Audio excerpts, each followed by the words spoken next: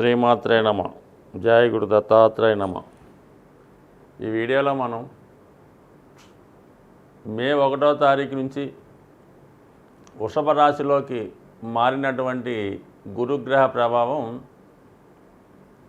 ధనుస్సు రాశి వారి మీద ఏ విధంగా ఉండబోతుంది అని మనం పరిశీలిస్తే, ధనుసు రాశి వారికి గురువు 6వ స్థానంలోకి ప్రవేశించడం జరిగింది.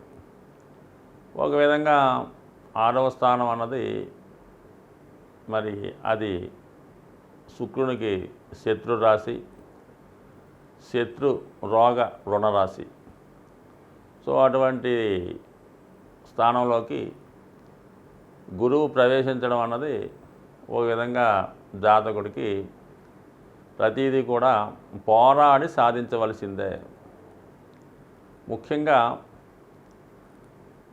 6వ స్థానం రోగస్థానం కాబట్టి జాతకుడికి ఆరోగ్యం పైన ఎక్కువ శ్రద్ధ పెట్టవలసి ఉంటుంది.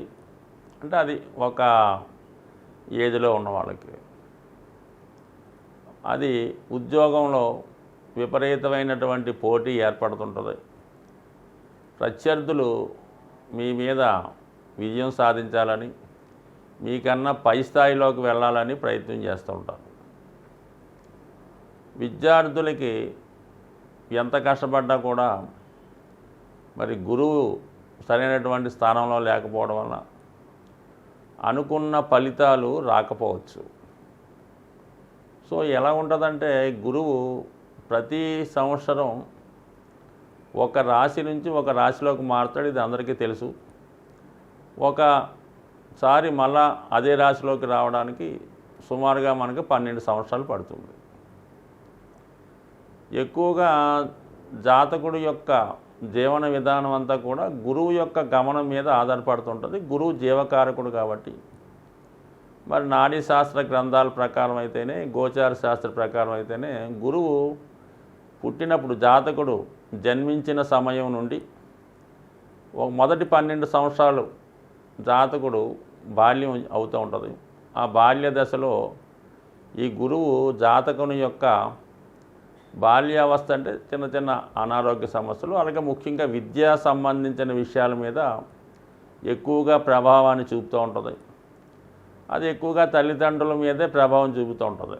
ఆ స్థాయిని బట్టి జాతకుడు విద్యా ప్రవేశం, అక్షరాభ్యాసం, చదువు ఇవన్నీ మొదటి 12 సంవత్సరాలు చెప్తే, తర్వాత 13వ సంవత్సరం నుంచి 24వ సంవత్సరం మధ్యలో జాతకుడు విద్య పూర్తి చేయడం, ఉద్యోగంలో ప్రవేశించడం, ఇది కూడా 22వ రౌండ్లో చెప్తుంది. 24 లోపు, 25 నుంచి 36 లోపు వివాహం, సంతానం, 37 నుంచి 48 జీవితంలో సెటిల్మెంటు. ఈ విధంగా ఎన్నోసారి తిరుగుతున్నాడో దాన్ని బట్టి ప్రభావం చూపుతూ ఉంటుంది. కాబట్టి మరి 6వసారి తర్వాత 7వసారి ఎవరికైతే గురువు 6వ స్థానంలోకి వచ్చాడో, అంటే 60 సంవత్సరాలు దాటిన తర్వాత వస్తాడు, వాళ్ళు మాత్రం ఆరోగ్యం మీద ఎక్కువ శ్రద్ధ పెట్టాలి. ఈ యుక్త వయసులో ఉన్నవాళ్ళు ఉద్యోగ సంబంధించిన విషయాలు, బంధువులతో విరోధాలు, అప్పులు సంబంధించిన విషయాలు ఎక్కువ శ్రద్ధ పెట్టవలసి ఉంటుంది. 24 సంవత్సరాల లోపలంటే వాళ్ళు విద్య మీద ఎక్కువ శ్రద్ధ పెట్టాలి. అలాగే ఆరోగ్యం మీద శ్రద్ధ పెట్టుకోవాలి. అంటే ఆరోగ్యం అంటే అలవాట్లు, చెడు అలవాట్లు లోన్ అవ్వకుండా జాగ్రత్తగా ఉండాలి. ఈ విధంగా అందరికీ ఉంటుంది తప్ప అందరికీ ఒకే టైప్లో అయితే ఉండదు.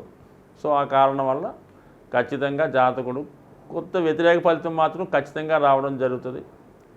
6లో ఉన్నటువంటి గురువు 12 చూస్తుంటాడు కదా. ఈ 12లో చూడటం వల్ల అనవసర ఖర్చులు, చేసిన ప్రయత్నమే 1-2 సార్లు చేయడం, మధ్యలో ఆగిపోవడం ఇలాంటివి జరుగుతుంటాయి. కాబట్టి శ్రద్ధ ఎక్కువ పెట్టడం మంచిది. అయితే ఏదన్నా మీకు గురువు ఈ రాశి వారికి రజితమూర్తిగా ఉండడం జరిగింది. అంటే మరి గురువు మారినప్పుడు చంద్రుడు ఉన్న స్థానం బట్టి మూర్తి నిర్ణయం జరుగుతూ ఉంటుంది. కాబట్టి మరి రజితమూర్తిగా 75% వరకు మంచి ఫలితాలు ఇస్తాడు. కాబట్టి జాతకుడు నిరభ్యంతరంగా ఏం పర్లేదు. ఎందుకంటే రాష్ట్రాధిపతి కాబట్టి ఖచ్చితంగా జాతకుడు సేఫ్ చూసుకుంటాడు. అయితే ఇది ఒక విధంగా శకట యోగం లాంటి ఒక యాగం ఏర్పడుతుంది. అంటే ఎవరి జన్మ జాతకంలో అయినా జన్మరాశి నుంచి లెక్కెట్టుకుంటే గురువు 6వ స్థానంలో కానీ 8వ స్థానంలో కానీ ఉంటే అది శకట యోగం ఏర్పడుతుంటుంది అన్నమాట. ఈ శకట యోగం ఎవరి జాతకంలో ఉంటుందో, చాలా జాతకంలో ఉండొచ్చు. వాళ్ళ జీవితంలో ఎంత కష్టపడ్డా జీవితంలో పైకి రాలేకపోవడం, అదృష్టం చేయదాకో చేయి జారిపోవడం, ఎప్పుడూ ఏదో సమస్యతో బాధపడుతూ ఉంటారు. ఇది చూడడానికి పెద్దగా ఏమీ గుర్తించడం. కానీ శకట యోగం ఉన్న చంద్రుడున్న రాశికి అటు ఇటు గ్రహాలు లేకపోయినా జాతకుడు చాలా ఇబ్బంది పడుతుంటాడు. అటువంటి శకట యోగం ఇప్పుడు జనరేట్ అయింది, అది వర్చువల్గా. అందువల్ల ఏంటంటే ఖచ్చితంగా మరి ధనుసు రాశి జాతకులు గురువు కారకత్వాలైనటువంటి ధనం, విజ్ఞానం, ఆరోగ్యం, సంతానం సంబంధించిన విషయాల్లో అనుకున్న ఫలితాలు సాధించలేకపోతూ ఉంటాడు. ప్రతి దాంట్లోనూ ఒక నిరాశ నిస్పృహ ఏర్పడుతుంటుంది. కాబట్టి ఖచ్చితంగా ఈ ధనుసు రాశి వారు గురుగ్రహ అనుగ్రహం సంపాదించవలసిందే.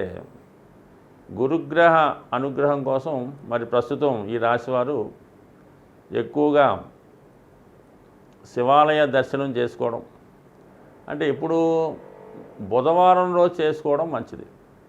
అంటే బుధుడు బాధకుడు కాబట్టి బుధవారం రోజు చేసుకోవడం, లేదంటే గురువు శుక్రుడు సంబంధించిన రాశిలో ఉన్నాడు కాబట్టి శుక్రవారం రోజు శివాలయ దర్శనం చేసుకొని శివుణ్ణి విధి విధానంగా అభిషేకం చేసుకొని మనకు తోచిన విధంగా ఏదో ఒక మంత్రాన్ని పారాయణ చేయడం వల్ల మరి గురువు అనుకూలంగా మారడం జరుగుతుంటుంది. అయితే ఒక సందర్భంలో మాత్రం రెండో భావంలో ఉన్నటువంటి ఈ ఆరో భావంలో ఉన్నటువంటి గురువు 2, 6, 10 స్థానాలు అంటే వృత్తి సంబంధించిన స్థానాలని యాక్టివేట్ చేయడం జరుగుతుంది. సో ఆ కారణం వల్ల కొంత కష్టపడినా సరే ఒక మంచి గురువు లభించడం ద్వారా ఒక మంచి మార్గదర్శకుడు ఏర్పడడం వల్ల వృత్తిపరంగా మాత్రం కొంత స్టెబిలిటీ ఏర్పడే అవకాశం ఉంటుంది. వృత్తిలో స్థిరమైన ఆదాయం ఏర్పడే అవకాశం ఉంటుంది. అది పూర్తిగా క్వాలిటీ అయినటువంటి వృత్తి, అంటే ఎటువంటి అన్యాయం లేకుండా కష్టానికి తగు విధంగా నిజాయితీగా ఉన్న వాళ్ళకి ఖచ్చితంగా గురు కారకత్వాల ద్వారా, అంటే ఇది ఆధ్యాత్మిక రంగంలో ఉన్న వాళ్ళకి బాగా ఉపయోగపడుతుంటుంది. ఎవరైతే ఈ పౌరోహిత్యం, నోములు, వ్రతాలు, హోమాలు చేస్తున్న వాళ్ళు, ఈ జ్యోతిష రంగంలో ఉన్న వాళ్ళకి ఒక విధంగా గురువు మంచి ఫలితాలు ఇవ్వడం జరుగుతుంటుంది. గురువు ఎప్పుడు కూడా నిజాయితీగా, అది ధర్మానికి కరెక్ట్గా న్యాయసమ్మతంగా వెళ్ళినప్పుడు ఖచ్చితంగా బాగుంటుంది. ముఖ్యంగా ఈ ధనుసు రాశిలో టెక్నిక్ ఏంటంటే ఈ ధనుసు రాశి వారికి వాళ్ళు ఎప్పుడు కూడా నిజాయితీగానే వెళ్ళవలసి ఉంటుంది. ధర్మాన్ని 100% కాపాడవలసి ఉంటుంది. అంటే సహజంగా ఇది ధర్మస్థానం అవడం వల్ల వీళ్ళు ఏ వృత్తిలో ఉన్నా గురుస్థానంలో ఉంటారన్నమాట. 9వ రాశి అవటం వల్ల సహజ రాశిచక్రంలో మరి గురువే అన్యాయ మార్గంలో వెళ్తే ఇబ్బంది వస్తుంది. కాబట్టి ఖచ్చితంగా వీళ్ళు ఏ మాత్రం చిన్న పొరపాటు చేసినా కూడా పెద్ద పనిష్మెంట్ ఉండడం జరుగుతుంది. కాబట్టి ఎంత కష్టమైనా సరే ఓర్పుగా వ్యవహరించి సహనంగా ఉండి కేవలం నిజాయితీగా వెళ్తూ ధర్మం ప్రకారం నడుచుకుంటేనే వీళ్ళ జీవితంలో సక్సెస్ కాగలుగుతూ ఉంటారు. ఏమాత్రం అక్రమ మార్గం అవలంబించినా, సులభ పద్ధతిలో సంపాదిద్దాం అనుకున్నా, ఇంకొక మార్గం ద్వారా ఏదో ఈజీ మనీ ద్వారా జోదం ద్వారా అనుకున్నా ఖచ్చితంగా ఎక్కువ పనిష్మెంట్ ఉన్నది నాశనం అయిపోయి చాలా కాలం వరకు ఇబ్బంది పడవలసి ఉంటుంది. కాబట్టి ఎంత విపత్కర పరిస్థితిలోనైనా సరే ఈ ధనుస్సు రాశి, ధనుసు లగ్నం వాళ్ళు మాత్రం ధర్మాన్ని ఖచ్చితంగా పట్టుకోవాలి. ఏమాత్రం ధర్మం తప్పినా సరే చాలా కష్టాన్ని అనుభవించవలసి ఉంటుంది. ఈ వారంలో అంటే మనకి ఫిబ్రవరి 11 నుంచి 17వ తారీఖు మధ్యలో ఒక అద్భుతమైనటువంటి సూర్యభగవానికి సంబంధించినటువంటి పుణ్యతిథి రాబోతుంది. అదే రథసప్తమి. అంటే సూర్యభగవానుడు తన యొక్క దిశని మార్చుకొని ఇక్కడ నుంచి మీకు చలి తగ్గిపోయి హీట్ పెరగడం జరుగుతూ ఉంటుందన్నమాట. అంటే సూర్యుడు అక్కడ నుంచి నెమ్మదిగా బలవంతుడు అవుతూ ఉంటాడు. సో ఈ విధంగా 16వ తారీఖు ఫిబ్రవరి నెలలో వచ్చే రథసప్తమి కంపల్సరిగా సూర్యగ్రహ అనుగ్రహం కోసం ముఖ్యంగా సింహరాశి వారు, మకర కుంభరాశులు, అలాగే అన్ని రాశుల వారు కూడా సూర్యుని ఆరాధించడం వల్ల సూర్యుని యొక్క అనుగ్రహంతో మిగతా గ్రహాలు కూడా అనుగ్రహించి సరైనటువంటి ఫలితాన్ని ఇవ్వడం జరుగుతుంది.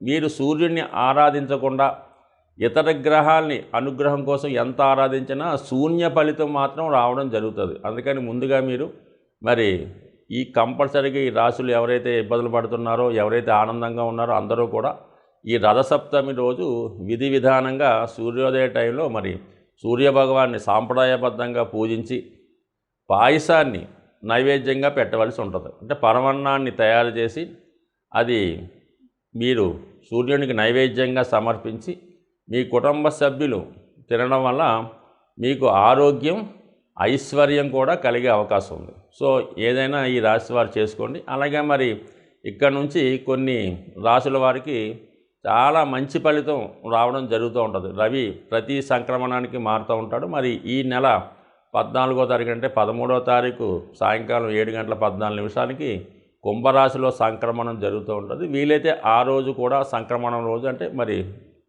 14వ తారీఖున విధి విధానంగా ఉపవాసం ఉండి మరి ఆ రోజు నియమంగా ఉపవాసం ఉండడం వల్ల కూడా రవిగ్రహం యొక్క అనుగ్రహానికి పాత్రులయ్యే అవకాశం ఉంది. ఎవరికైతే ఐశ్వర్యం కావాలో, ఎవరికైతే ఆరోగ్యం కావాలో, ఎవరికైతే రాజకీయ పదవి, ప్రభుత్వ ఉద్యోగం కావాలో కంపల్సరీగా వాళ్ళు సూర్యుడిని ఆరాధించడం వల్ల అతి శక్తివంతులై ఎవరి సహాయం లేకుండా మీకు మీరే సాధించుకునే శక్తి సూర్యుని యొక్క అనుగ్రహంతో లభించే అవకాశం ఉంది. అతి సింపుల్గా మరి మీరు ప్రతిరోజు సూర్యాష్టకం కానీ, ఆదిత్య హృదయం కానీ, కేవలం ఓం సూర్యాయ నమః అన్న చిన్న మంత్రాన్ని చదువుకున్నా అంటే మనం ఏదైనా భక్తి, శ్రద్ధ, ఇంట్రెస్ట్ తప్ప గంటసేపు మంత్రాలు చదివినా పెద్ద ఉపయోగం ఉండదు.